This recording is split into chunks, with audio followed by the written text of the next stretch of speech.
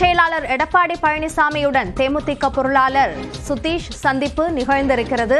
அதனை முக்கிய செய்தியாக பார்க்கிறோம். மாநிலங்களவை இடம் தங்களுக்கு ஒதுக்கப்பட வேண்டும், அது ஒப்பந்தத்தின்படி ஒதுக்கப்பட வேண்டும் என்ற கருத்தை அக்கட்சியினுடைய பொதுச் செயலாளர் பிரேமலதா விஜயகாந்த் தெரிவித்திருந்த நிலையில் இந்த சந்திப்பு முக்கியத்துவம் பெறுகிறது. இது குறித்த கூடுதல் விவரங்களை நம்முடைய செய்தியாளர் செல்வகுமாரிடம் கேட்கலாம்.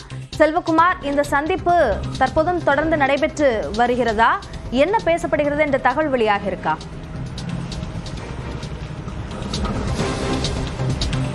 தேமுதிகவுக்கு ராஜ்யசபா இடம் ஒதுக்குவதற்கு அதிமுக முடிவு செய்திருப்பதாக தகவல்கள் வெளியாகியிருக்கின்றன. அந்த அடிப்படையில் தான் திரு சுதீஷ் தற்போது எடப்பாடி பழனிசாமி அவர்களை அவரது சென்னை இல்லத்தில் சந்தித்து பேசிக் கொண்டிருக்கிறார். 20 நிமிடங்களை தாண்டியும் இந்த சந்திப்பு நடைபெற்றுக் கொண்டிருக்கிறது.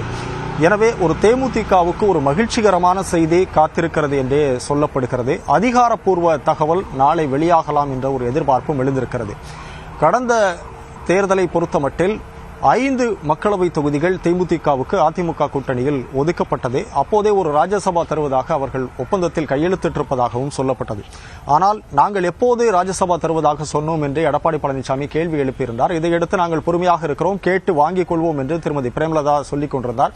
நேற்று செய்தியாளர்களை சந்திக்கும் போது கூட திருமதி பிரேமலதா பேசுகிற போது ராஜ்யசபா கொடுக்க வேண்டியது அதிமுகவின் கடமை, அதை கேட்டு பெற வேண்டியது எங்களுடைய உரிமை என்று குறிப்பிட்டிருந்தார். கமல்ஹாசனுக்கு திமுக கூட்டணியில் ராஜ்யசபா ஒதுக்கப்பட்டிருப்பது வரவேற்கத்தக்கது, அதே போன்று எங்களுக்கு கிடைக்கும் என்றும் அவர் குறிப்பிட்டிருந்தார். இந்த சூழலில் 2 நாட்களாக அதிமுக நிர்வாகிகள் கூட்டத்தில் கலந்து ஆலோசிக்கப்பட்டு திரு எடப்பாடி பழனிசாமி இந்த முடிவை எடுத்திருப்பதாக தெரிகிறது. அந்த அடிப்படையில் தான் சுதீஷ் மட்டுமே தற்போது பேசிக் கொண்டிருக்கிறார், மற்ற நிர்வாகிகள் யாரும் கிடையாது.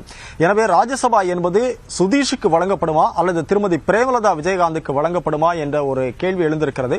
அது மட்டும் இன்னமும் ரகசியமாக இருக்கிறது. எனவே நாளை வரக்கூடிய அதிகாரப்பூர்வ தகவல் மூலம் இது ஒரு தெளிவாகும் என்று எதிர்பார்க்கப்படுகிறது. அபிநயா, தேமுதிகவுக்கு அந்த எம்பி சீட் ஒதுக்கப்படும் பட்சத்தில் அது முக்கியத்துவம் வாய்ந்த ஒரு அரசியல் நகர்வாகவே பார்க்கப்படும். இது சார்ந்த கூடுதல் விவரங்களுக்கு நன்றி செல்வகுமார்.